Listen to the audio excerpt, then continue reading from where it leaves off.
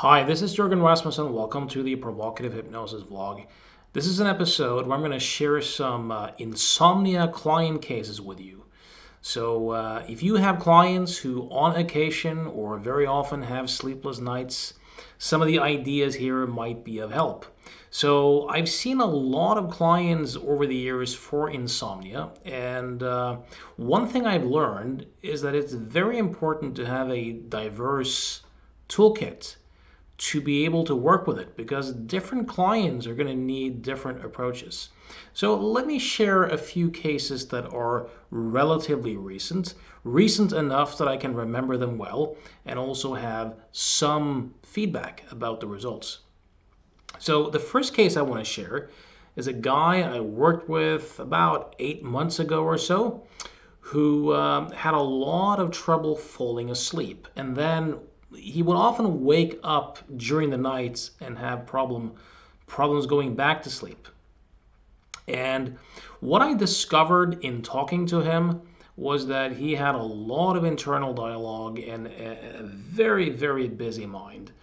And as he tried to relax and go to sleep, he would have a lot of masturbation, meaning demands, musts about, must fall to sleep, I have to relax, and a lot of catastrophic thinking around, how tired he would be the next day.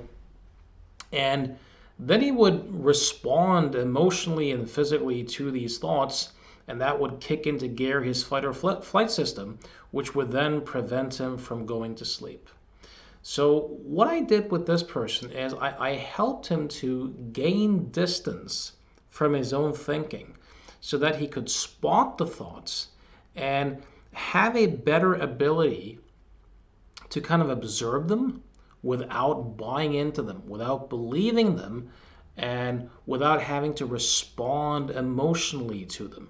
And as a result of that, his fight or flight system didn't activate, and he no longer tried to solve his thoughts, which then would make the rumination die down.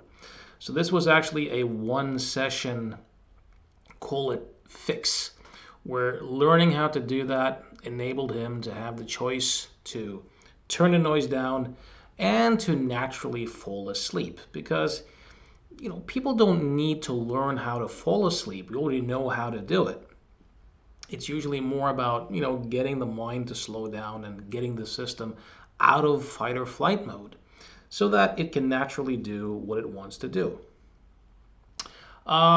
Second case I want to bring up is a woman in her mid-30s who had problems falling asleep since she was an early teenager or late childhood, I think.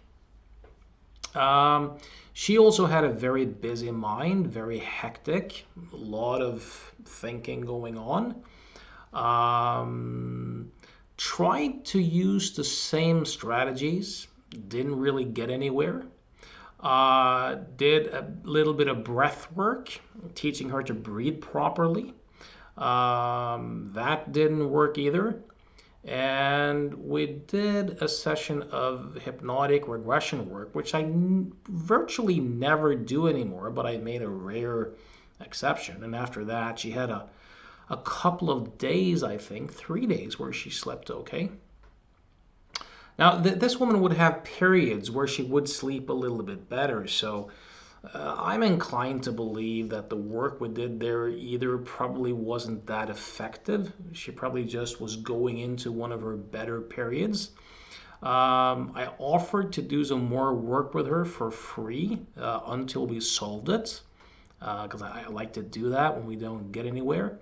And she was supposed to come in, and something got in the way.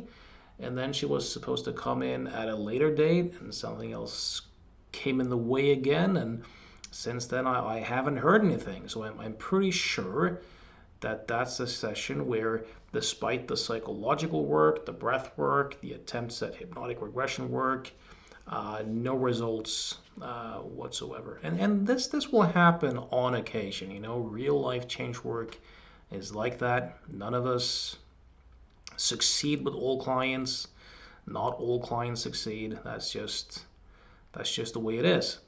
Third guy I want to mention, a guy in his early 70s in Australia who hadn't had a good night's sleep since he was late childhood. Late childhood. So poor sleeper his entire life, in remarkably good health, despite that though. But a lot of problems falling asleep. Used some sleep medications, marijuana. Even that didn't help him too much. So all the work we did together was breathing based because most people don't know how to breathe properly. And I've gotten so much mileage out of teaching people breath work and teaching people how to breathe properly. It can be so effective to turn the mind down and to turn the fight flight system off. And we did, I think, 3 sessions of breath work, and got an SMS from him yesterday. It's been a while since we did the sessions, and he says that it's about 70% improved. Now that's great. Like, that's a really, really good result.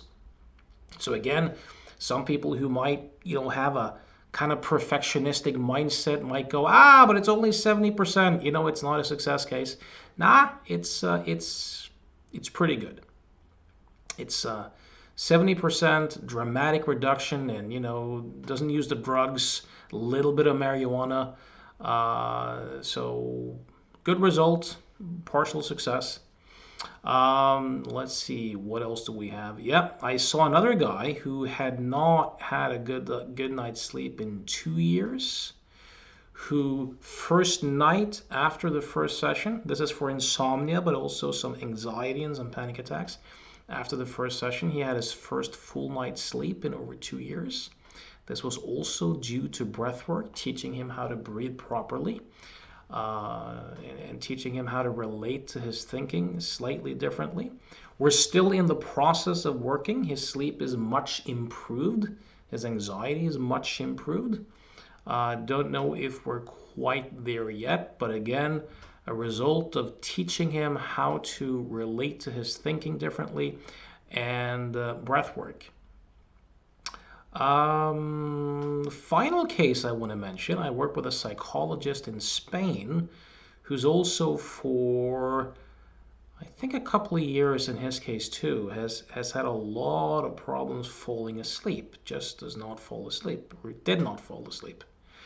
And with this guy, I was able to devise an ordeal. Now, the whole premise behind an ordeal is a commitment to do something that's useful, but which is boring enough or cumbersome enough that the having to do the ordeal makes it so that it's more tempting at an unconscious level to let go of the issue or the problem than to keep doing it.